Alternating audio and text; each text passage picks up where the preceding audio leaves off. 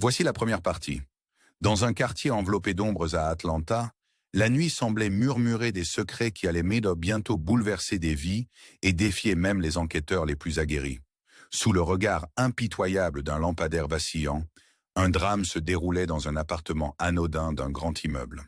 Une jeune fille, pleine de promesses et d'innocence, vit sa vie fauchée par une balle perdue qui, traversant les murs fins de son domicile, marqua le destin d'une ville déjà habitée par le mystère. À peine quelques instants plus tard, dans une ruelle étroite et déserte, le corps sans vie du célèbre détective privé, détective Parker, fut découvert affalé sur la banquette arrière de sa voiture stationnée. Ces événements, survenus avec une synchronicité troublante, envoyèrent des ondes de choc dans la communauté et firent naître des murmures d'une connexion sinistre, dépassant les motifs criminels habituels. Les spécialistes médico-légaux se précipitèrent sur les lieux, alors que la perplexité des détails alimentait l'anxiété grandissante du public. Rapidement, l'enquête révéla qu'une seule arme à feu était à l'origine de ces deux morts. Selon les premières analyses d'un expert réputé de l'American Forensics Institute, le même pistolet avait causé ces destins tragiques. La reconstitution minutieuse des scènes de crimes chaotiques montra comment une balle, initialement destinée au détective aguerri, avait ricoché sur une trappe de visite impitoyablement froide pour, dans un retournement du sort déchirant, trouver sa cible dans le cœur d'une enfant innocente. Au milieu d'un labyrinthe de preuves et de croquis d'eyewitness, le récit se mua peu à peu d'un meurtre prémédité en une succession d'événements improbables, où le hasard semblait avoir joué le rôle d'un cruel metteur en scène.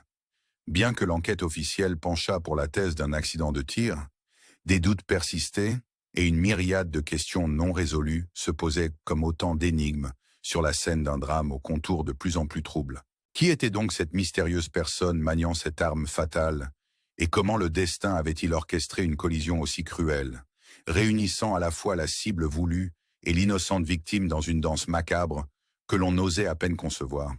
Dans la foulée de l'enquête, les rues d'Atlanta se mirent à bruire de murmures dont l'intensité égalait celle de l'affaire.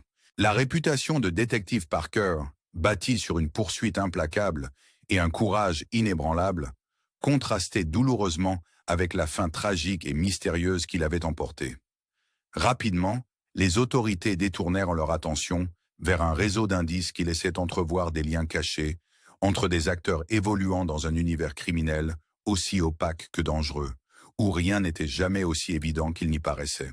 Au cœur de ces investigations émergea la figure de Samuel Morgan, un analyste énigmatique reconnu pour son esprit vif et son sens aigu de l'observation, mais aussi pour son style irréprochable.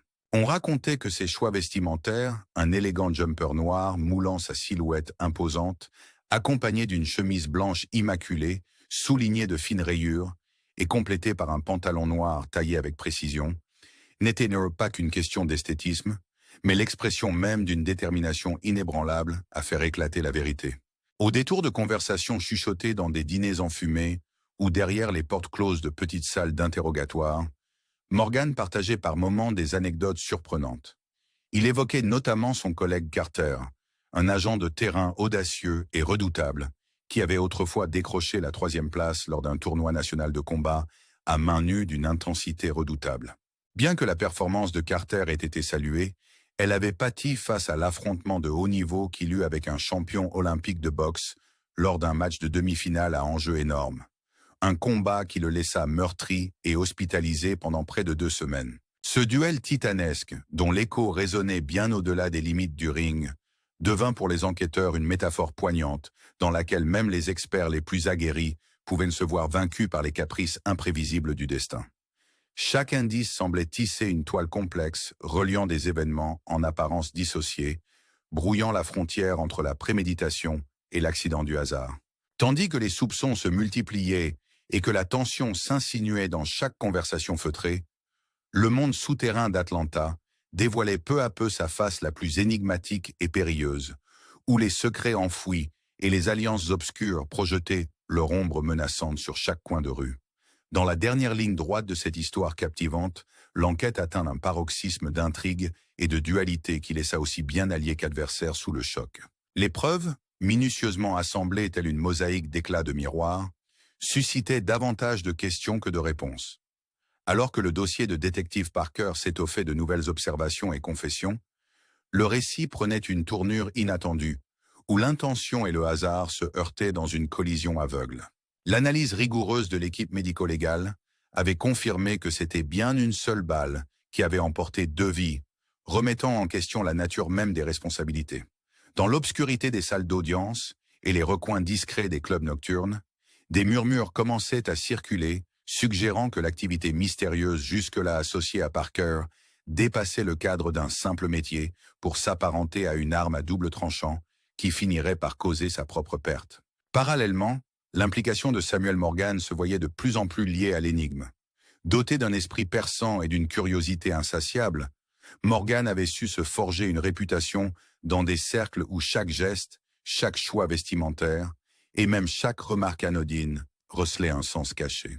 Arborant fièrement son jumper noir caractéristique et un ensemble soigneusement taillé, il représentait l'archétype du détective évoluant en marge du chaos, un homme dont l'apparente élégance masquait les turbulences d'un univers impitoyable.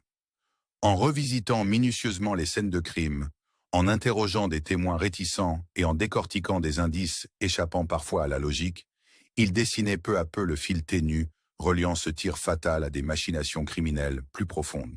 La ville d'Atlanta, vibrante de secrets et d'alliances dissimulées, semblait retenir son souffle à l'aube d'un tournant décisif. Se pourrait-il qu'un tragique accident puisse dissimuler l'œuvre d'un acte prémédité, soigneusement orchestré pour anéantir des vies avec une précision chirurgicale? Ou était-ce simplement la fatalité inéluctable, avec toute son imprévisibilité cruelle, qui avait orchestré cette succession d'événements catastrophiques?